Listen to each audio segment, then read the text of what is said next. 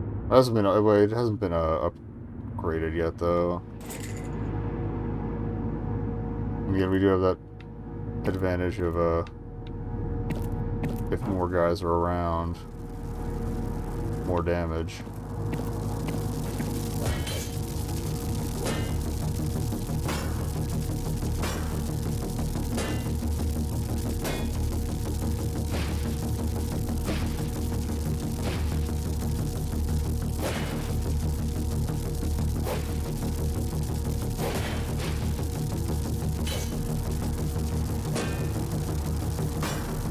I'm a little low on magenta juice, that's why we're not getting Archomancy, okay.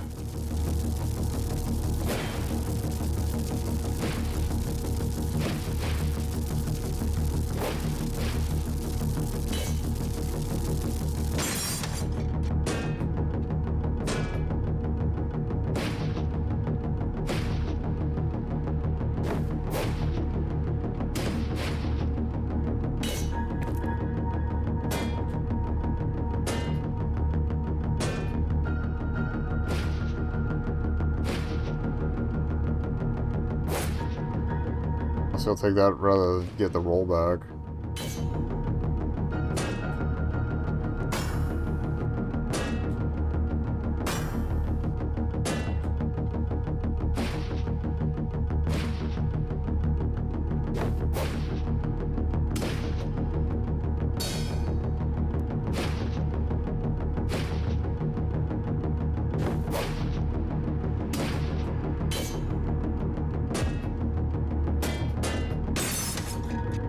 Maybe I will just keep the sickle. It's been treating me pretty well. I don't know, we'll think about it. There's a go up over there, too. I did see that.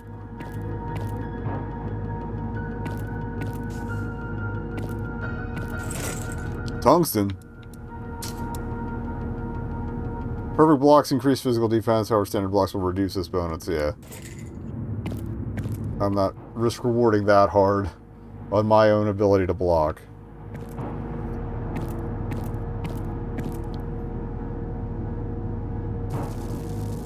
Couldn't remember if we came from up or down. Looks like we came from, Ow. Wasn't ideal, I guess.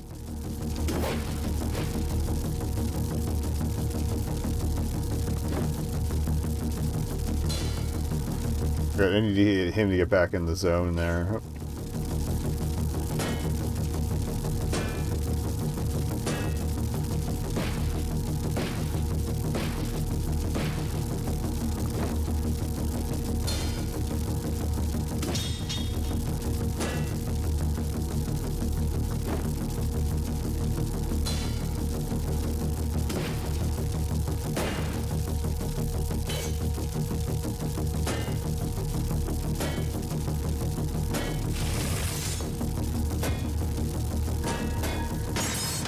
Got his ass. Alright. It's good to feel a little beefier against those guys. They've been ruining my day. Insurgent's Buckler. What's that do? No perfect bonus. Okay. Built for parrying, but...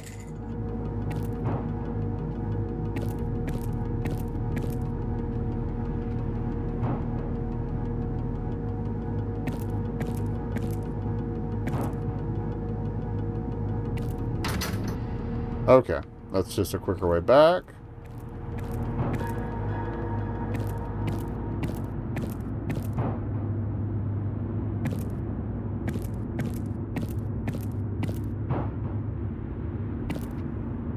Just checking for doors each time. It looks like most of these are blocked or at least closed, but just making sure, you know. Right. Tubes? Tubes full of goo.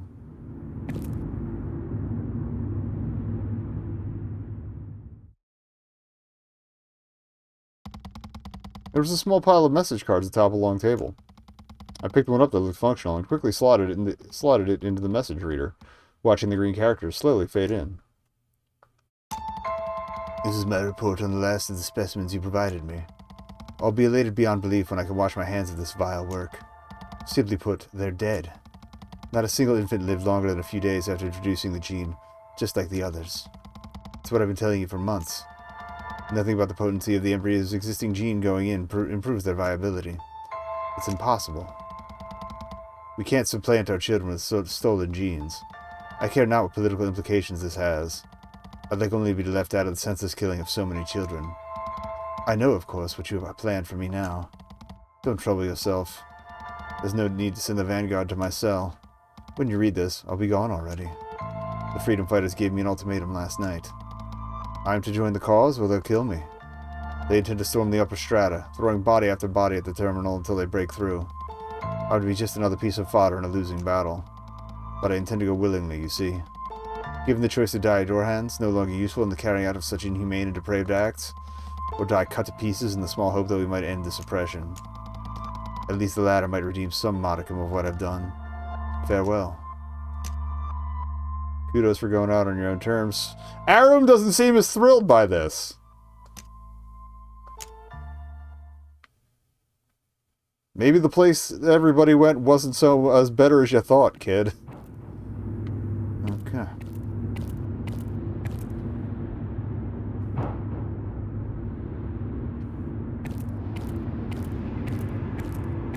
Oh, the slight camera pan down as you walk across this one, I like that. That's really good. Ah. Wait, there was something over here, right? Okay, just a below it. Might be an item, though. Ancestor frame. And again, we don't really need any memory iron for shopping, because we bought everything in town last time.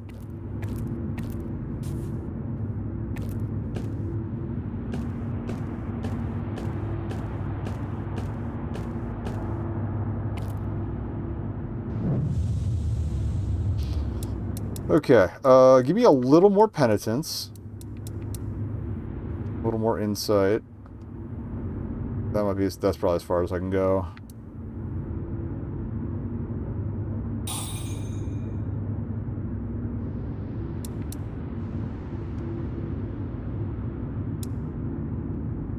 I think there's an anvil in town. Yeah, there's one at the armory. So we can upgrade that knife and see how much, if any, better it gets. I stepped through the threshold of what appeared to be the remains of a great metal door. It was enormous, nearly twice my height. Stepping through, I examined the layered metal, which had now rusted apart and collapsed. At some point, the door must have been incredibly thick. Or perhaps several feet thick all the way through. Whatever it was meant to protect, I thought, was meant to be kept absolutely inaccessible. When I saw it was in the center of the room, my heart stopped. It looks like an elevator. Immediately, I ran forward to get a closer look. It was unmistakable. It looked almost exactly like the one I'd seen in the area above the strata. The terminal authority hadn't been lying. There were others. What's more, it seemed to be in significantly better condition than the other. I swung the door to the small room open, looking around eagerly. The interior looked identical to the one I'd seen, but free of rubble and debris. The panel on the wall seemed in better shape as well. I came close and tried to see if there was a way to interact with the elevator somehow. I didn't exactly know what I was looking for, but I'd formed somewhat of an intuition about the strange mechanisms I'd encountered in the well. There was some invisible force that seemed to connect devices together. Allowed one to pull a lever, or press in a small indent, and open a door, or activate some other contraption. Surely this elevator's no different. I fiddled with the panel for some time with no luck. So there's a spider walking around on the ceiling. I just want to make sure it's not going to give me the business. Okay. Stepping back outside and taking a look, I was reminded of the raised panel just by the elevator door. I stepped close and put my hands on it. Does this look right? The other elevator's panel had a lever of some sorts. Nothing like that here. My heart sank. Did it break off? Shit! Not again. I was beginning to panic when a thought occurred to me. I recalled the stone dagger I had practiced so hard to perfect. Maybe I don't need the original lever. Maybe I just need something that's the same shape. I returned to the other elevator and studied its lever. I might be able to make a copy that works.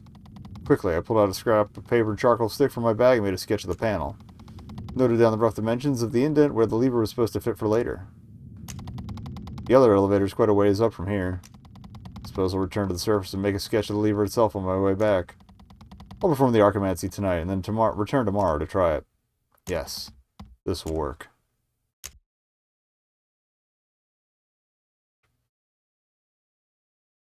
Guess they're not going to let me run around anymore here.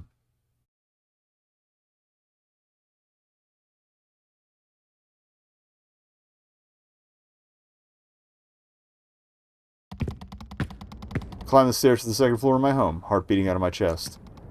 I came to the top, eager to get to my room, and saw Kanari. He was sitting, slumped against the wall just outside the doorway to his sleeping room. Warm light danced across the floor from the flickering lanterns hanging on the ceiling. He looked tired. His eyes were unfocused, and his head was tilted downwards. He hardly even reacted as I came up. Check on your homies. Check on your homies. I stood for a moment, expecting him to launch into conversation as he usually did. To tell a story or make fun of someone he dealt with that day. But there was nothing. He's quiet again tonight. I shifted my feet uneasily, thinking about what Prava had said. Her desperate pleas. No. I should follow my own advice. No, you fucking idiot! You shouldn't! I'll leave him alone. That's what he would want, right? No! No! I turned, trying to put it out of my head and focus on making the lever. But I'd hardly taken a full step when something stopped me again. It was a heavy feeling in my chest. A feeling that maybe I really wasn't doing enough, like she'd said. Yeah, because you're not! You're not! You're not doing it! Maybe. I am a bad friend. I slowly turned to face him again. I'm asking because I want to. Not because she's forcing me to. Khan, are you doing okay? Seeming pulled from a thought, Kanari blinked and turned his head to look at me. Yeah, I'm fine, he said, rather coldly. Why? Already I was cursing myself internally. I shouldn't have... Nothing, you just seem... I stumbled over my words. You look down. So... I thought I'd see if you were, you know, doing alright. Kanari looked at me intently, raising an eyebrow. Oh, he said. The faintest of smiles coming over him.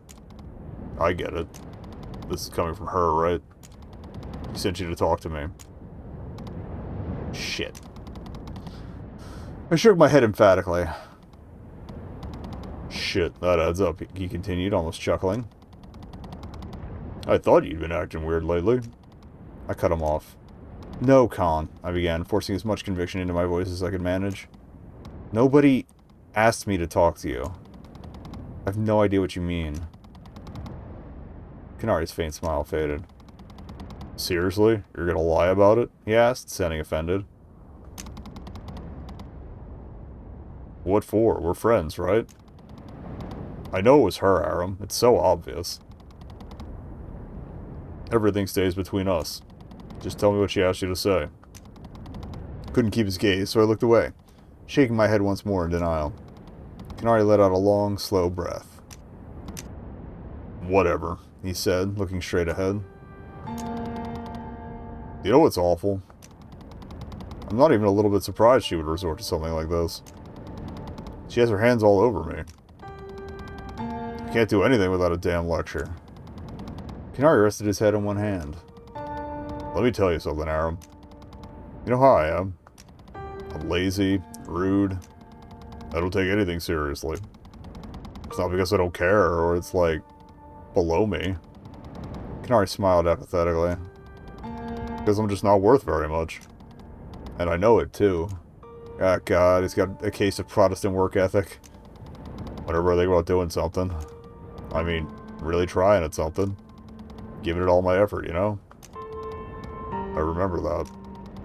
Or maybe with the side of imposter syndrome. They kind of go hand in hand sometimes. I remember how little it matters. Maybe a little nihilism, honestly. That out of all the things people do on this island every day that matter, I make pottery. My very best is just an afterthought. Something you look at once, passing by. Forget it the second it leaves your sight. That's why I won't ever amount to anything more than I am right now. Made quite sure of that when they put me in the kiln. You get it, right? I'm beyond fixing. Probably be a whole lot happier if you just steer clear of me. I've always thought that. So why don't you go tell her? I opened my mouth. The first thing that came to mind was an elevator. I pictured hundreds of windows and doors. The sound of metal echoing for miles as ancestors stalked me endlessly in the darkness. I pictured humans that lived long ago. Their struggles and suffering. Piles of bodies just out of my sight. I thought that I might round a corner and find a room full of corpses. Missing bodies. A world without hunger. Fields of grass that stretched out of sight without a coastline. Well, half of that you made up in your... Oh, 2/3 of that you made up in your head. Oh, God. I'm such a fool. There's absolutely nothing. Nothing I could possibly say. That would offer even a hint of comfort to anyone on this island. Sachida is wrong. Prava is wrong. This is between her and Kanari. They'll sort it out. Because I can't. I'll find some other way to keep Prava quiet. That's not the good way to go with this, buddy. I don't have the time to interfere. It's my obligation is the most important of all. Yes. Without me, the settlement won't survive. Without me, nothing else matters. Wait till this kid finds out about Metallica. Back before they really sucked. Once she'd taken me to the beach. Yes. We watched the waves together. I don't know which character this might be. Okay, this is Prava again. My mother and I. The girl tried to remember why. Why? She hadn't asked for it. No, it was... Oh, yes. She'd memorized all the names of the bones in the hand. Oh, yeah, the carpals, the metacarpals. Carpals is the hand, right? Tarsals is the foot? Yeah. The phalanges. I think that's all three of them. I don't know if they have individual names for each finger's subset, but yeah. Her mother had picked her up and spun her around in the air. Oh, I love you, Prava, she'd said. I don't remember what voice I had for her last time, sorry. Love you more than anything in the world. It had been her mother's idea. They had walked along the shoreline. The roar of crashing waves filled the air, punctuated softly by the sound of sand crunching under her feet. Eventually, her mother found a place to sit. She picked the girl up and set her down in her lap. And for that moment, as she held the girl, arm around her chest, watching the sunlight dance across the water towards the horizon, she didn't have a single doubt as to why she was born. Why she needed to take medicine as her obligation.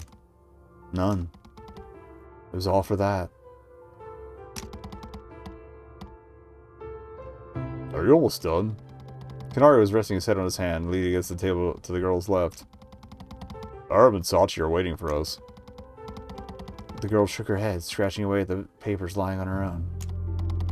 No, she said resolutely. I guess I could read just the text bits in my own voice.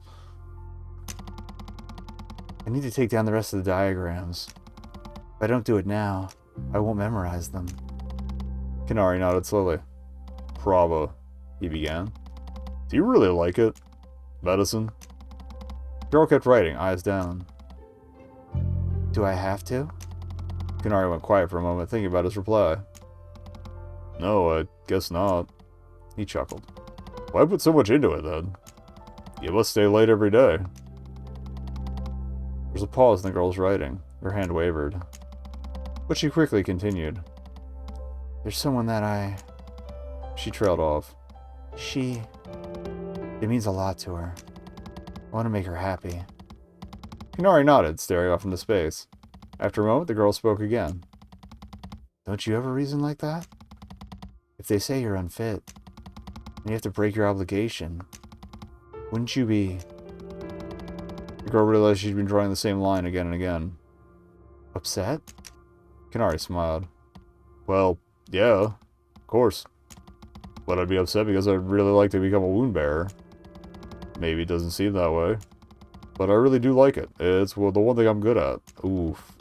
Oh. Like the idea of keeping people safe. That kind of ties into why he made me a ceramic shield. That's cool. The girl stopped writing. She looked down at the page before her, studying the many symbols and diagrams. And I guess technically we didn't finish shopping, because we didn't buy the last ceramic items from him, because they wouldn't let me. I go talk to him. It's your mom, right? The girl was embarrassed how easily he'd guessed. You know, Prov, I don't think you should push yourself to do something only because you owe it to somebody else. Your mom? She loves you. She would love you even if you were cut out to be a nurse. Even if they deemed you unfit. Yes. The girl thought. Yes, that must be true. Even if I can't become a nurse. Even if I don't want to. She would... Later that day, as she had every day as of late, girl made a list. List of all the mistakes she'd made. Simply tracking wasted time wasn't enough anymore. Girl knew she had to pay. For each and every one. For each mistake. Oh, mother... She took out a stone, one she'd found just lying in the courtyard. The edge was sharp, like a knife. I had a feeling this was going to escalate. It had been perfect. She gripped the stone tight and made small cuts along her upper arm. If it didn't draw blood, she did it in the same place, twice, 3 times. As many as it took. There is a warning every time you launch the game, too, about self-harm, so... I probably should have put a content warning in the title of the last one, too. Let me make a note of that.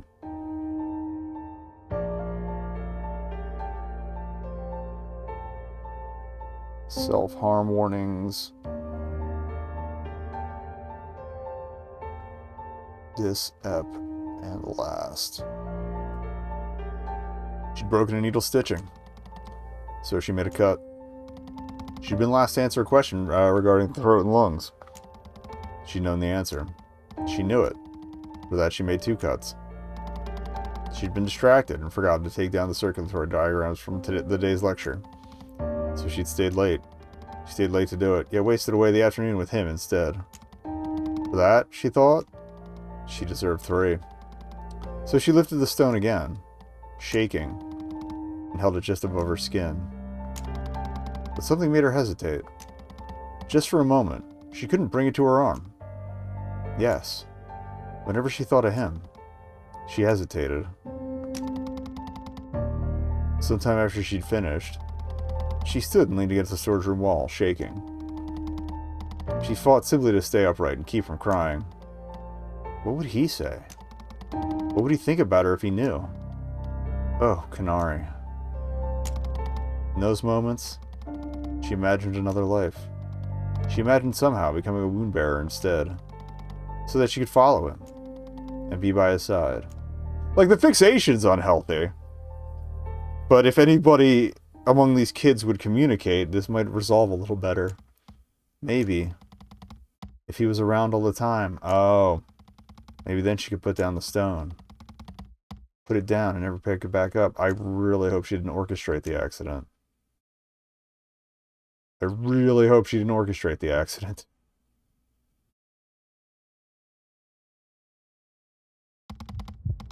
I jolted awake, choking. I clutched at my throat, feeling as though I couldn't breathe. Or is that her? Okay. Gasping, I sat up, trying not to panic. I focused on taking long, deep breaths. Slowly, my trembling torso sank forward until I was resting between my knees, waiting for it to pass. Okay, it looks like she's outside a kiln or near it too, so yeah. I think that is Prava. So then, today'll be a hard day. I don't need your help with anything like that. It had been the look in his eyes. But stop asking about it. A look of disgust, of disdain. It was that look that terrified me. He's pulling away. He doesn't want to be around me. He felt my heart race. The feeling of choking returned. If I'm not careful, it'll all come back. I'll remember it. That day. Every agonizing second.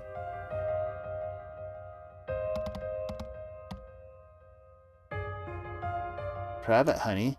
You look sick. Are you feeling okay? I looked... Oh, it's Sachida. Okay, my bad. Are you feeling okay? I looked up and Sachida was there. She was sitting by the edge of my sleeping mat.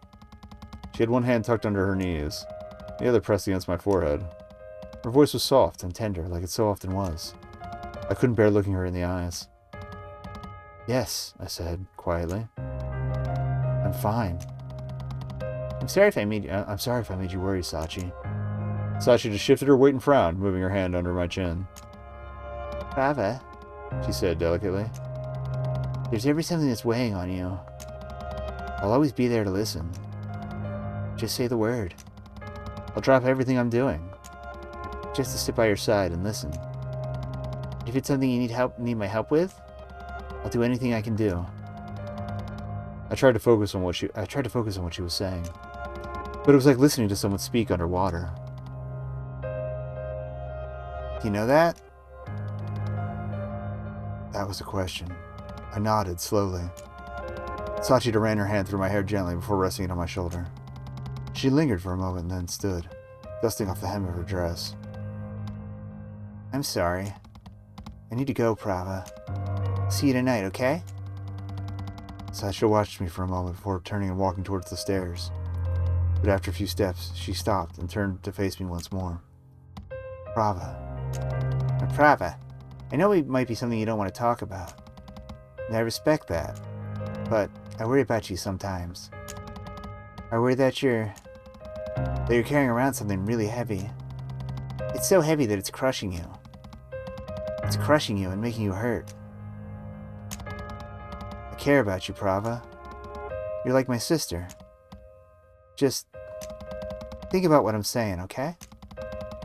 You aren't responsible for shouldering it all by yourself. She waved and was gone. After some time, I looked down at my hand. Not the good one. The other. I looked at the hideous stumps where my fingers had once been. A horrible mess it now was. I'm not responsible? I almost felt like laughing. She couldn't possibly understand. That nothing I could ever do for him would be enough. I think she did orchestrate it. Nothing I could ever do would make up for it. For what I did to him. The sky had been so beautiful. That day. The day it happened. I guess it's still her, okay? Okay, no. Third person. The girl had watched the clouds slowly go by overhead. Looked out at the settlement stretched before her, bathed in golden light. From the roof of the Lyceum Hall, the small group could see everything. It had been Kanari's idea, of course. She didn't want to be there. It wasn't allowed. She told Kanari over and over. But he just laughed. As he'd taken her hand and pulled her off the makeshift ladder, thrown so casually against the balcony below, the ladder they'd all helped to make, he'd been smiling, almost giddy. The girl looked to the others. Aram and Sachida sitting against the chimney. She saw just how much they too seemed to be enjoying the small act of disobedience. What could she have possibly said? What choice did she have? No. No, stop. Not now. Not today. He hadn't spoken to me yet that day. We stood close in line,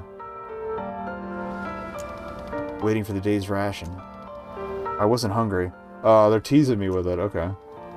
I hadn't eaten the last 2 meals anyway. Or 3. That and... I tried to remember the last time I'd bathed. How many hours I'd slept the past week. What does it matter? If he's unhappy, if he's suffering, I should be too. That's not how sympathy works. Kanari looked around idly, and for a moment he cast his gaze back at me. We met eyes for a brief moment, and I smiled. Kanari's face twisted for a moment, but he managed the faintest of smiles in return. Quickly, he dropped his eyes and looked elsewhere. I'd known it for a long time. I'd been kidding myself thinking that somehow, in some way, He was happy here at the kiln. No. I do appreciate that the art does convey that they both look like shit, because the famine's been hitting them hard. Like everybody, but seeing anybody up close they've been like beat up and dirty and tired. Anyone could tell that he isn't. This is the life that I gave him. I left him with absolutely nothing else. That's why I have to be there for him. I have to care for him. I owe much more than I could ever give. I tried to keep my thoughts occupied with just that. But whenever I let them stray, I thought about the rooftop, the color the sky had been, and it made me feel sick. It took all that I had not to bend to the waist and lose what little was in my stomach. Think about that naive, stupid girl.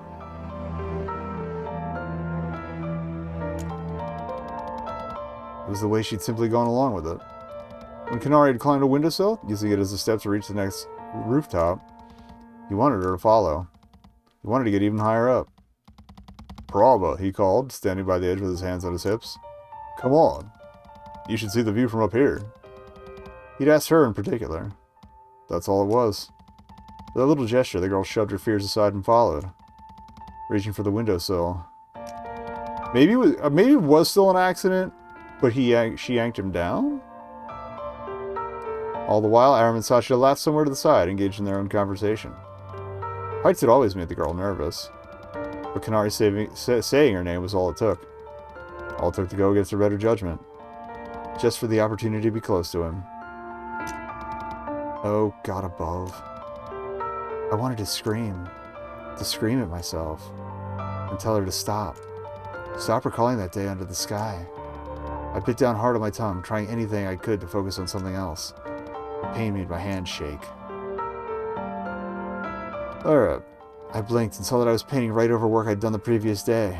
I realized I didn't recall how long I'd been painting. Or what it was I was supposed to be painting. What was I... My heartbeat was a constant throbbing rhythm in my ears. It had blocked everything else out. There was no sound. Just my own thoughts. Other apprentices and journeymen would pass by, and I would see them out of the corner of my eye. They drew near, and my pulse accelerated. I was terrified. What do they want? They've come to hurt him. I looked over at Kanari next to me, sitting and painting quietly. I won't let anybody hurt him. I'd do anything. Anything. Because if I lost him, I don't know what I would do with myself.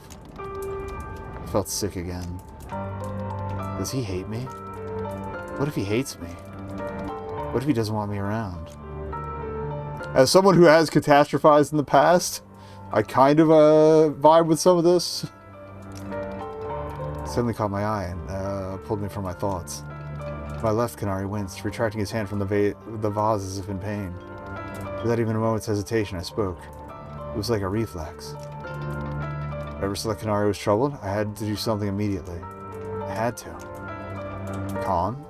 Khan? Does your hand hurt? Need you to take a break? I'll cover for you if... I knew I'd made a mistake before I even finished speaking. I saw Kanari's face twist in frustration, his eyes cold and distant. He put his hand in his lap. No, Prava, he spat. Why don't you stop looking at me and pay attention to your half? I saw you paint over the trim. You'll ruin it. Okay, we got an ad coming up, so I'm going to pause there. This seems like a clean enough break. But yeah, we'll be right back with the rest of that story, and probably more time in the well. Maybe. I feel like this chapter is going to end on us getting the handle to the elevator, but we'll see what happens. Also, I think I said it last time, but I'm glad we're getting time with the other characters. Even if they don't have, like, the combat role that Aram does. R-O-L-A, although he also has a combat role. Where Kanari was standing hadn't been high enough, evidently. He wanted to take her higher and higher. The very top of the building. Where the view was like nothing else on the island. The girl followed, taking his hand again and again. Spurred on by his laugh, his smile. It hadn't occurred to the girl just how high up they'd climbed. But at last the base of the bell tower came into sight. It's because of that day. Kanari and I, neither of us are fully alive.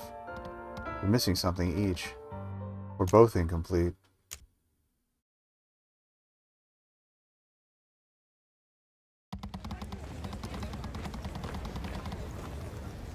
A crowd of hungry, weary apprentices fought around us as we stood in the street. I faced him, hands clasped at my waist, trying to think of something I could say. But the din of voices, filling the late evening air with conversation. The fact that against such a wall of noise there was still such silence between us, spoke every word. So instead, I lifted a hand and waved, smiling with everything I could. Canari's eyes darted around, as if searching for somewhere to look that wasn't my face. At last he settled staring at my feet, and that was all. He turned and walked off, disappearing into the crowd.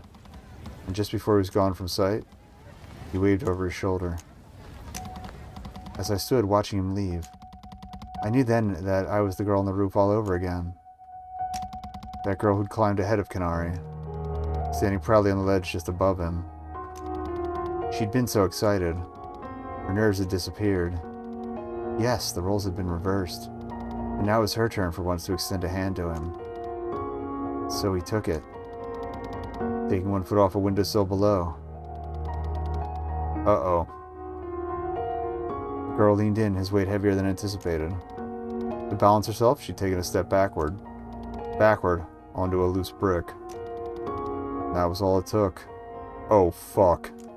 A stumble, a loss of footing. For just an instant. That was all it took for the girl to release her grip. Yes, the sky was so beautiful. Fuck, dude. So beautiful. The day she looked to her hand, now empty, and then over the edge, watching plummet through the air the boy who had just been holding it. He's falling to the courtyard too. What that looked like? That did not look like a lower roof. So it wasn't intentional. I feel better about that. Like, she blames herself, clearly, but it wasn't like she sabotaged his life to keep him close. You finished it then? Tala looked at me inquisitively. I nodded, reaching under my menage, producing a long stone device. I held up the finished lever for Tala to see. I finished most of it the day before yesterday, I said. It's made from stone. That's the best I can really do at the moment. I think the original was made from the same metal as the other, but the shape is pretty close, I think. I'm hoping the material doesn't matter. Tala nodded approvingly. Listen, I said, sliding closer. This is the closest I've ever been to something real. This elevator works. I might finally discover where the people went. The better world. All of it, Tala. I stood, my heart pounding. Tonight, everything could change. Tala spoke up. Aram, don't you? Aram! Tala! What? Sort of by the sudden shout, I whipped my head around to see... was shocked to see one of the other 2 sentries on duty standing in the doorway. His chest was rising and falling rapidly, as if he'd been running. And his expression was grim. I couldn't believe it. None of the other 2 sentries had ever come this close, let alone stepped inside. His eyes darted about rapidly, this clearly being his first time seeing what lay beyond the door. He seemed terrified about the sight of it all, but quickly composed himself and continued speaking in a tense, urgent manner. You two, come right away. We've all been ordered to abandon our posts, everyone. All the wound bearers are supposed to come and help. Help what? Tala and I exchanged worried glances. What is it, Tala? What is it, Tala asked. Sentry looked over his shoulder nervously. It's the kiln. It's on fire. No. Maybe.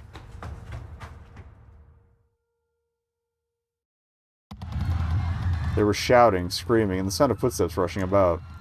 I smelled the smoke as we ran through the streets, chest heaving. And rounding a corner, I saw the flames. The kiln was engulfed in a roaring blaze like none I'd ever seen. It illuminated the dark street like 1,000 lamps, and I felt heat on my face as if I was sitting next to a hearth. All around, wound bearers ran to and fro with vases of water, attempting to extinguish it. Several of the oldest wound bearers ran in and out to salvage what they possibly could, tossing items haphazardly into the street. Tala and I stood frozen, watching the display in horror. Oh, God.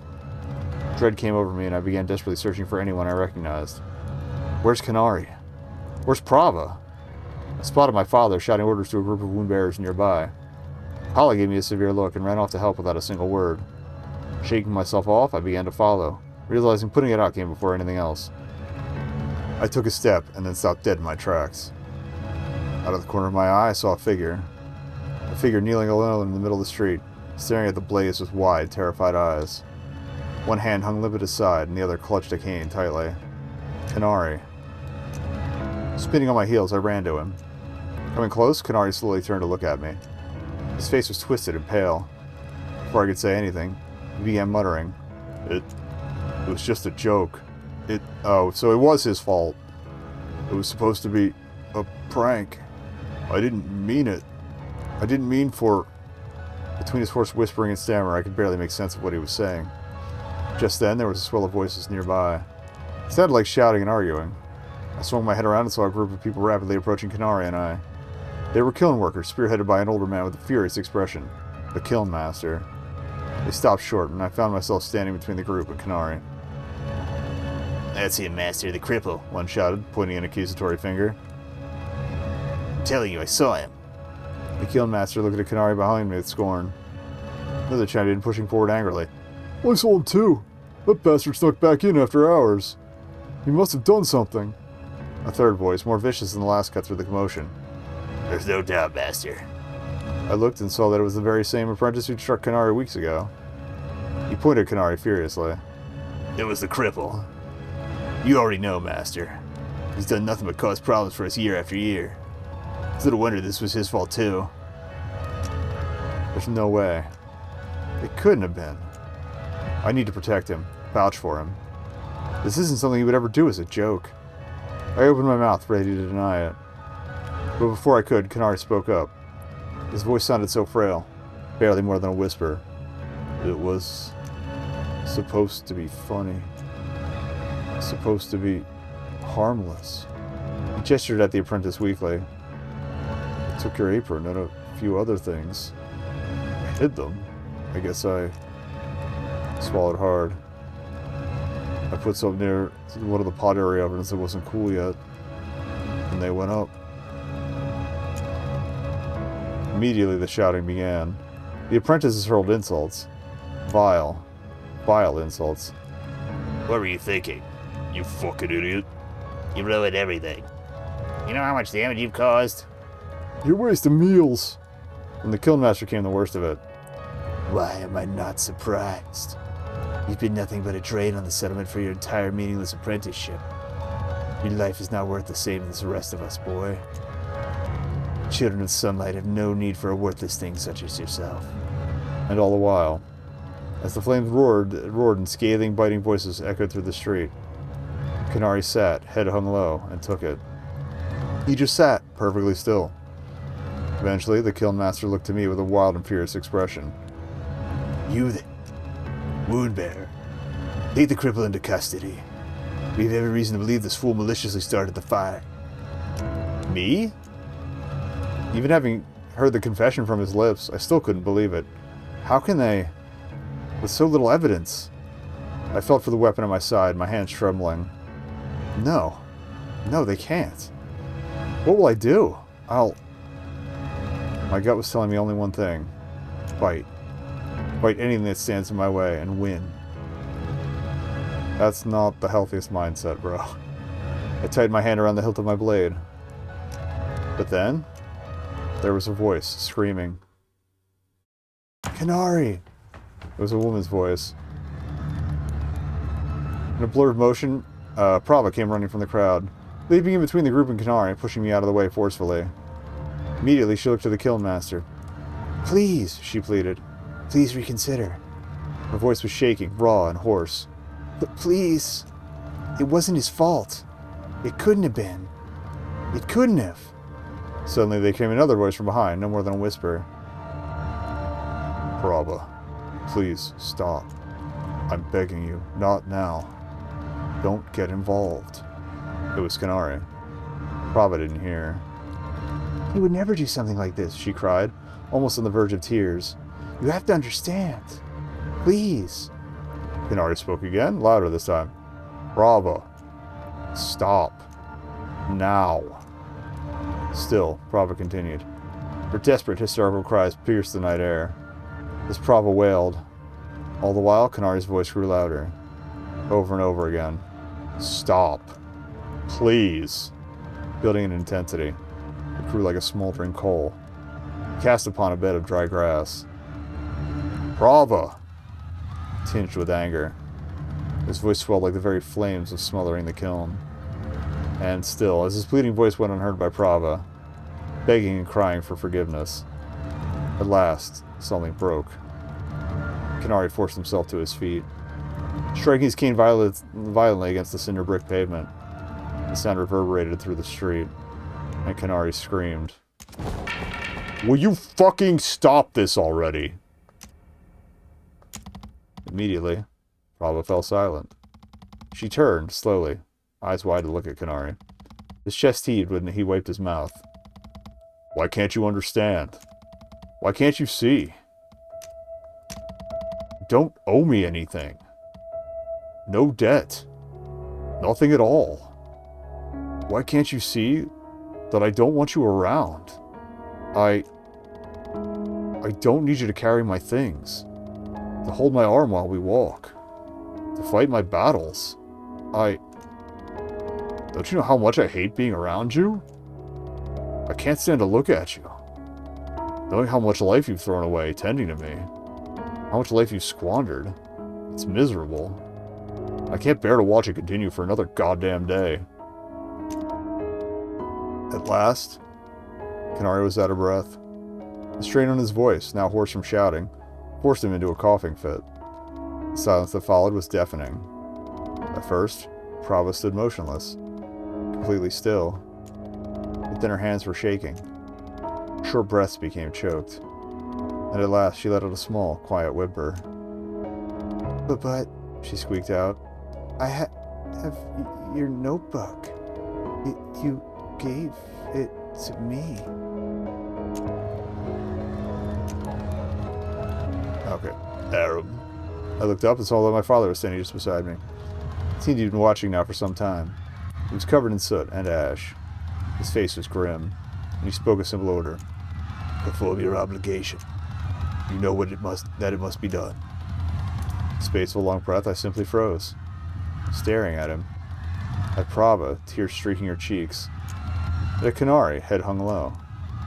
But at last, on an unsteady feet, I approached Canary and put a hand on his shoulder. Slowly, I turned him from the group and began to lead him away into the night. Canary didn't say a word. He didn't struggle.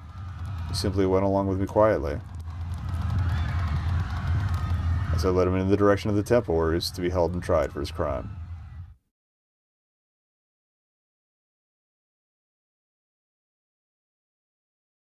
Well, I mean, I feel if we have some time for cooler heads to prevail. And he's got good character witnesses. It took 2 long hours, but at last, the great kiln fire was finally snuffed out. Fire was prevented from spreading to other buildings, yes. But the kiln could not be saved. As the heat expanded and cracked the brick foundations, melting away the ancient mortar holding them together, the building had finally collapsed into a pile of rubble and smoke. As for the many things left inside, tools, pottery wheels, paints, and many personal effects. All those things and the unspoken words that had for years hung in the air around them, mixing with clay dust. All those things were burned to ash. She'd been sitting as the sun went down. Sitting and listening. Kept outside in the hallway. They didn't know what to do with the girl. They would deal with her in time. So they left her. To watch and listen. I don't know if this is the trial or, like, the memory of the day you fell. Okay, I think it's the memory. The boy, has he survived? Adults with nervous expression ran to and fro about the hall, carrying vases of steaming water, bandages, antiseptics. All these things she recognized. Yes, they say he's breathing. But his buddy... As nurses hurried past her, carrying bundles of cloth in their arms, I saw the pale girl sitting anxiously in the hall. Her face is twisted into scorn, disgust, His leg. The bone was shattered, they say. It won't heal, ever.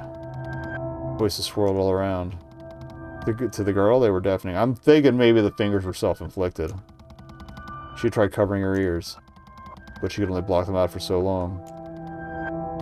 Do you mean I'll never walk again? No, not without assistance. So the girl forced herself to listen. She needed to hear it. At last, darkness overtook the hospice. The girl slept there in the hallway, on the stone of the floor. Of course, she slept little. For hours she lay awake, the many things she'd overheard playing on repeat in her mind. It's ruined, she thought. Ruined it all. Everything I had. She could hear her own voice mixing with the others, whispered in her ear, reminding her of the many sharpened stones that lay in wait for her, hidden in her special place. They were there, ready for her to atone. But for a sin like this, how could they possibly be enough? What was the boy's obligation? She recalled one conversation that had stuck with her more than the others. Wound bearing. Yes, I know. No more. Not with a leg like that. He'll be forced to break his obligation. It had been that thought that had forced her to her feet. So much of the staff focused on Kanari. It had been difficult to find anyone who might know. But at last, she'd stopped a surgeon in the hallway, pulling on his menage. He gave her a sidelong glance, scowling. What is it, girl? She needed to know, desperately. But please, she begged. Which obligation? Where are they putting him? Irritated, he gripped her wrist tightly and pulled her arm off of him, I guess. Let go of me. I have very little time. He's in terrible shape, don't you know? You did this, after all. The girl was speechless, lowering her head. The surgeon let out a sharp breath, turning and continuing to walk. But she managed to call out once more. Please, I need to know. The surgeon shook his head and spoke without turning to look back at her. The Ashad are considering pottery. He won't need his legs for that. She'd found the knife right where she left it. She kept it hidden well, alongside her sharpened stones and shards of brick. They were all together in one of many seldom-used storage rooms. The place she went to punish herself. But no one was looking. She'd run from the hospice and gone straight there, unsure where else she might go. Yet, somehow, she couldn't bring herself to do it. It wasn't enough. So, she found herself pacing an empty classroom, knife in hand. The sun hadn't yet risen, and the room was blanketed in shadow. When she closed her eyes and thought only of him, she saw him falling. He's crippled. Forever. His obligation. He'll be forced to break it. To do something else. When she thought about what she'd done, she couldn't breathe. The guilt was overwhelming. The girl had been keeping herself distracted, but now that she was alone again, it was suffocating her. I need to do something, she thought. I have to pay. To suffer. The girl held her arms out in front of her, dimly illuminated by a moonbeam from the window. Fucking fate in there. They were so pale. She stared at them, thinking only of how they'd let him fall. These hands that have so diligently learned to stitch wounds and set bones. They are the tools that I use to perform my obligation. Just like his legs were. Fuck. Fuck. The girl held the knife to the fingers of her dominant hand. And as she stared down her outstretched arms, thoughts stalked across her mind. Oh, I didn't realize she was a lefty.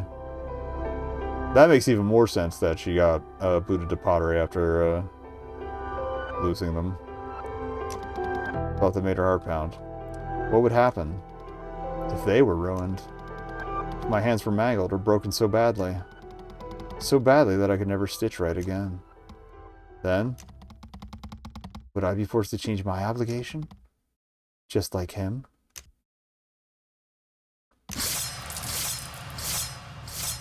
Well, at least I didn't visualize that in its entirety. Rain came down. All through the many roofs of the darkened homes lining the street. Water ran in streams along the curb, ending in puddles that filled the gaps in the brick. That two-story home facing the street. The one with the chip in the doorframe. The girl stood before it in the rain. For the first time since leaving for general education, the girl stood before it. She'd been sent back. Sent away. They'd been horrified at seeing what she'd done, so they gave her up.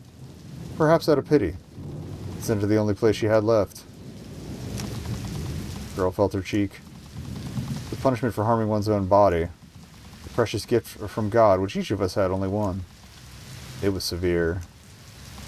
Okay, so some other things about the society that aren't so great. She stepped through the doorway, her heart pounding. When was the last time they'd spoken? Nari's words echoed through her mind. Your mom. She loves you, right? She would love you even if you weren't cut out to be a nurse. Even if they deemed you unfit. Yes. The warm memories of her mother flooded back. Holding her tight, spinning her around, laughing. She'll understand. I don't think she's gonna understand. I don't think she's gonna be cool with this. She'll understand because she loves me. Her mother sat at a table across the dark room. Her hands were folded neatly in her lap. The girl stood at the threshold of the door. Oh, sorry. Of the door, unable to see her face. Water dripped from her hair to the floor, and she smiled. Mommy, it's me. I'm back. After a long moment, her mother spoke. Why? Why? Why would you come here? Her voice was distant, cold. How could you even consider coming back here? The girl's words caught in her throat. What? She squeaked out. Her mother slammed her hand against the wooden table. The sound made the girl jump. Oh, I know everything. What you've done to yourself. Her tone grew in volume. The girl stood speechless. I only ever wanted one thing from you. Just one. You couldn't even do that? Her mother aggressively came to her feet, loudly knocking several bowls from the table. They shattered. Ooh, cutting the music out there. Nice touch. You fucking worthless girl! Now she was screaming. There's people downstairs that can't scream at this hour. Sorry. The girl took a step back, shaking. Mommy, what are you? She said, on the verge of tears. I gave you everything, her mother spat. Everything! But please, the girl shouted, sobbing through her words. I'm sorry. I'm so sorry.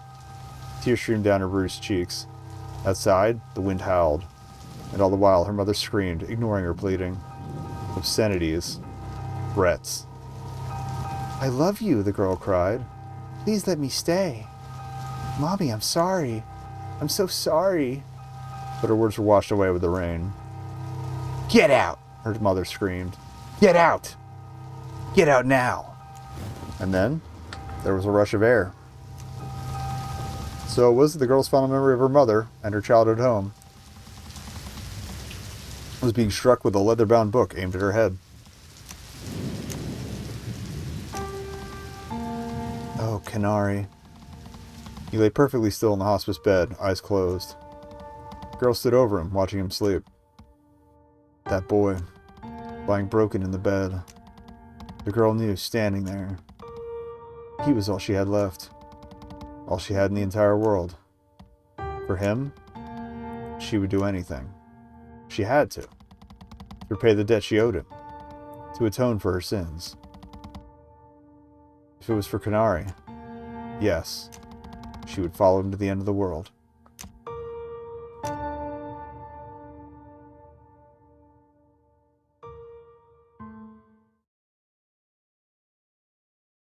I am having the mounting reaction that I had to, like, Karashi Kanocha no Jijo, where I was mad at every character for not just fucking talking to each other, but I'm at a better place in my life where I'll actually see this out. Anyway, Canary was held at the temple overnight, and through it the following day. A select few apprentice potters were brought to give their testimony. Okay, we're back at the trial. But neither Provid nor myself were permitted to see him. Of course, he wasn't held for long. Not only had he confessed to the kiln master that night, but again before the Ishan at the temple. I was told he confessed almost immediately and said nothing in his own defense. But he has self-worth issues, and it's going to get him killed. In the end, Kanari was found solely responsible for the fire and punished. His actions had cost the settlement dearly. But, ultimately, it had been an accident. Okay, that's less bad. Therefore, Kanari was beaten. Beaten, and then sent home. For the 2 days that he'd been held, my stomach was in knots. I felt sick, thinking about what I had done. What I'd been forced to do. But I'd been naive, thinking that things would be better when he finally came home. No. The misery of those 2 days was nothing compared with to what followed. The familiar shouting woke me. Khan. I'm sorry. I'm so sorry. Oh. Prava's trying to get a hold of him and he's not talking to her. Okay. Her desperate voice came from the street where she stood. Every morning it was the same. She came and stood outside her home, calling for him, apologizing over and over, begging him to talk. Won't you come down? Oh, please, Khan. Can you come down and talk to me? There was never a reply. Watching her stand there, it was painful. Then intervene or intercede, you son of a shit, put smack all these people. I stepped into the hallway between our rooms looking for Kanari. He was sitting back into the wall under a window, listening. Simply listening and keeping himself out of sight. His bruised face was strained, eyes cast aimlessly forward. There was simply no talking to Kanari. None. At even the mention of her name, he would go quiet. And that was the end of the conversation.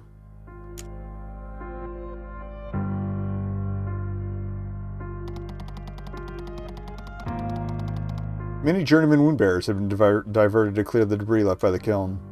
I was among them. Taken off my shift overseeing ration lines to assist with the cleanup instead. Each morning as I left for my duties, I would pass her by. Often she was sitting on the curb or leaning up against our doorway, eyes glazed over. She never acknowledged me. For my sake, there was that at least. You selfish prick. Alright, for those first few days, she was so focused on Kanari. It seemed she had entirely forgotten about our arrangement. Somehow, I'd managed to come out from under her grasp.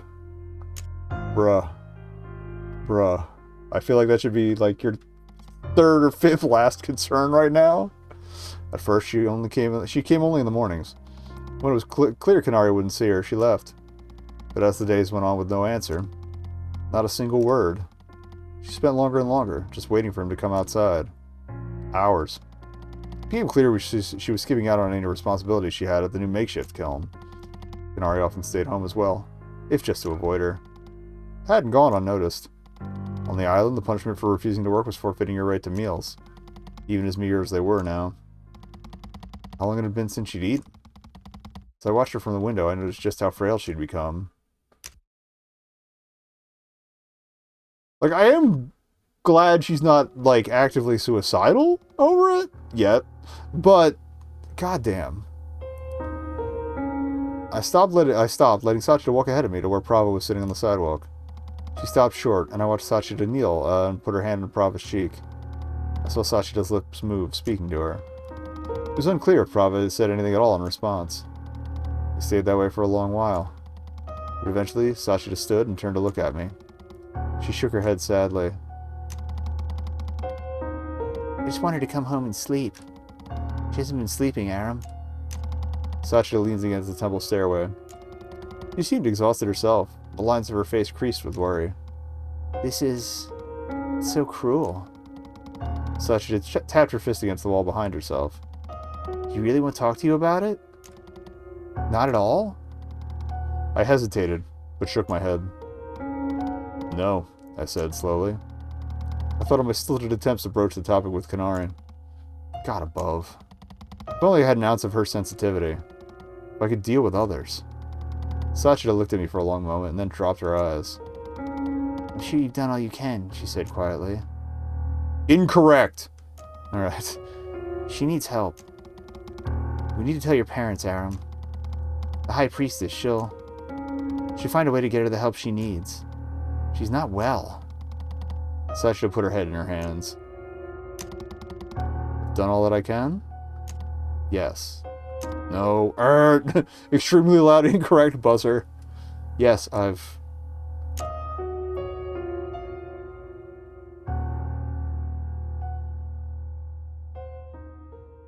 Like, I feel a lot of, like, there seems to be, like, definitely a lot of, enforced prescription to societal norms that is playing into a lot of these neuroses. But it's not good. It was evening. I was coming home from my daytime duties to get some rest.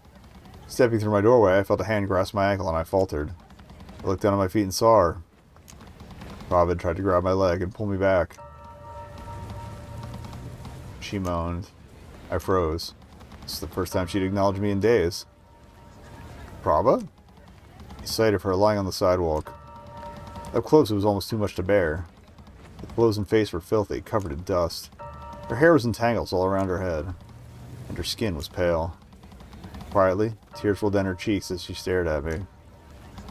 Please, won't you ask him? She coughed violently. Ask him to talk to me? I thought of Kanari, sitting inside, sitting and listening to this excruciating display. My distress melted away. If he loses his shit on her, we're gonna have to throw out the whole man. Replaced suddenly by anger I'd never felt before. I felt my blood boil. Why? She sobbed. Why won't he talk to me? He said I was sorry. Seconds later, I was marching through the door. I knocked a small ceramic vase to the floor as I raced upstairs, fury blinding me. Hopefully he's mad at Kanari. I came to the top and stormed to where Kanari sat at his desk. As he turned to me in surprise, I grabbed Kanari by the hem of his shirt and pulled him to his feet. Finally! He stumbled, unable to stand properly, grunting in surprise. Putting my other hand on his shoulder, I shoved him into a nearby wall, pinning him there with my elbow and forearm. The motion was far more violent than I intended, and it seemed to knock the wind out of him, sending him into a coughing and gasping fit. When he regained his breath, he flashed me a strained smile. You've become quite a brute, haven't you, Arab? Those hours of the ration line have been getting to your head. I didn't at all know what I wanted to say, but I needed to say something. To understand. How could he even sleep? Knowing she was out there. What's the matter with you? I spat. She's out there every damn day. Starving herself. Going without sleep. Kanari's smile faded instantly. How can you possibly make her suffer like this? He didn't say anything for a moment. I applied more pressure to his chest. He grunted in pain. It's time she learned this lesson, he said hoarsely. He gritted his teeth. I'm not... And finally, his demeanor broke. I'm not a good person, Aram, he said, his voice shaking. Not a good friend. Or some kind of role model. I'm worthless. I felt my grip loosen. Is this... really, Kanari? What am I doing? This isn't like you. I closed my eyes, trying to clear my swirling head. When I opened them again, the person I held against the wall was completely unrecognizable. I almost choked. My grip faltered. Kanari, without his cane, fell loudly to the ground. I took a few terrified steps backwards. What is this? Who is this person? My heart pounded in my chest and I felt that I needed to leave. Immediately. So I turned and ran. Ran down the stairs, out the door, and down the street. So the well's getting to him, obviously. It came up with Tala earlier, too. I think it was Tala he was looking at. Or no, but I think it was Prava when she was standing in the doorway. Where he saw the hands.